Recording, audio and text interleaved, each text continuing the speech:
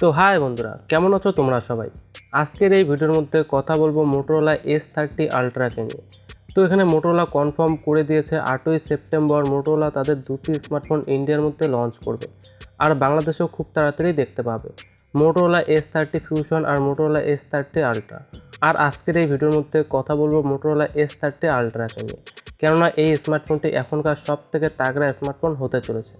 কেননা এই স্মার্টফোনটি ফ্ল্যাগশিপ তো হবেই, তার সাথে এই মোবাইলটির মধ্যে সবথেকে বেশি মেগাপিক্সেলওয়ালা ক্যামেরা সেন্সার দেখতে পাবে, এর সাথে দুর্দান্ত চিপসেট দেখতে পাবে এবং সাথেই এই মোবাইলটির মধ্যে কার্ভ ডিসপ্লে দেখতে পাবে, সেটাও আবার অ্যাগ্রেসিভ প্রাইস পয়েন্টে।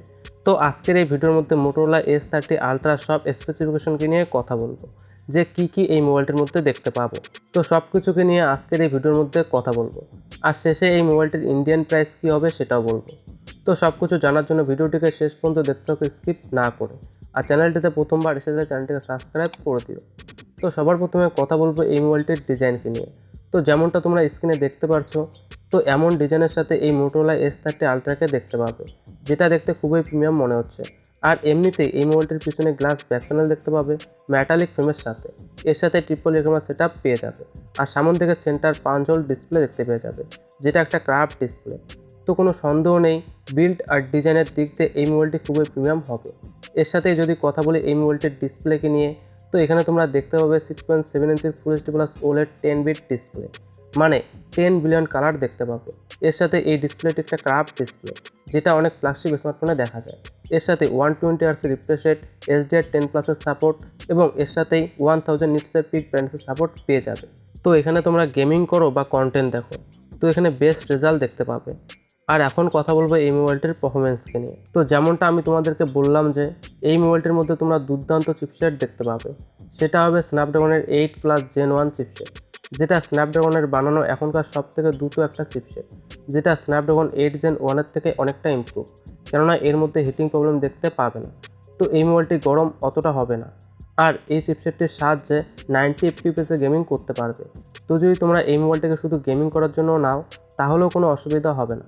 এর সাথে LPDDR5 র্যাম এবং UFS 3.1 স্টোরেজ পেয়ে যাবে।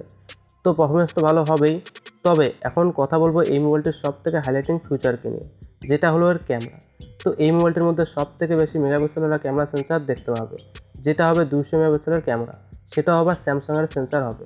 এর সাথে 50 মেগাপিক্সেলের আল্ট্রা ওয়াইড অ্যাঙ্গেল লেন্স এবং 12 মেগাপিক্সেলের টেলিফোটো লেন্স দেখতে পাবে। তো কোনো সন্দেহ নেই মোটোরোলা এখানে অনেক বেশি মেগাপিক্সেলের ক্যামেরা দিয়েছে। আর এটা তো হলো পিছন দিকের, আর সামন দিকে দেখতে হবে 60 মেগাপিক্সেলের সেলফি ক্যামেরা। তো সেলফি ক্যামেরা অনেক ভালো পেয়ে যাবে, তবে এখন শুধু দেখার বাকি যে এই ক্যামেরাগুলো দিয়ে কীরকম রেজাল্ট পাবে, আর এটা কি দামি স্যামসাংয়ের S22 আলট্রাকে বিট করতে পারবে। যদি কথা বলি ব্যাটারিকে নিয়ে, তো 4600 mAh ব্যাটারি পেয়ে যাবে, আর 125 ওয়াটের ফাস্ট চার্জিংয়ের সাপোর্ট, যেটা একটা সুপার ফাস্ট চার্জিং হবে। আর তার সাথে 50 ওয়াটের ওয়্যারলেস চার্জিংয়ের সাপোর্ট পেয়ে যাবে। তো চার্জ করতে এই মোবাইলটির মধ্যে কোনো রকম অসুবিধা হবে না, তবে 5000 mAh ব্যাটারি হলে আরও ভালো হতো। তো স্পেসিফিকেশন তো খুবই ভালো।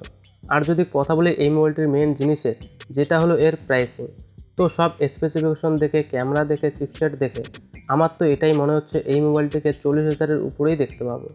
তো তোমরা 50,000 মেনে চলতে পারো। আর দেখা যাক মোটোরোলা 8ই সেপ্টেম্বর এই মোবাইলটিকে কী প্রাইস পয়েন্টে লঞ্চ করে। আর তোমাদের কি মনে হয় এই মোবাইলটির কী প্রাইস হওয়া উচিত, নিচে কমেন্টস করে অবশ্যই বলবে। তো আজকের জন্য এতটুকুই, আশা করি ভিডিওটি ভালো লেগেছে। আর যদি ভিডিওটি ভালো লেগে থাকে তো ভিডিওটিকে অবশ্যই লাইক, কমেন্ট, শেয়ার করে দিও। আর চ্যানেলটিতে প্রথমবার এসে থাকলে চ্যানেলটিকে সাবস্ক্রাইব করে দিও।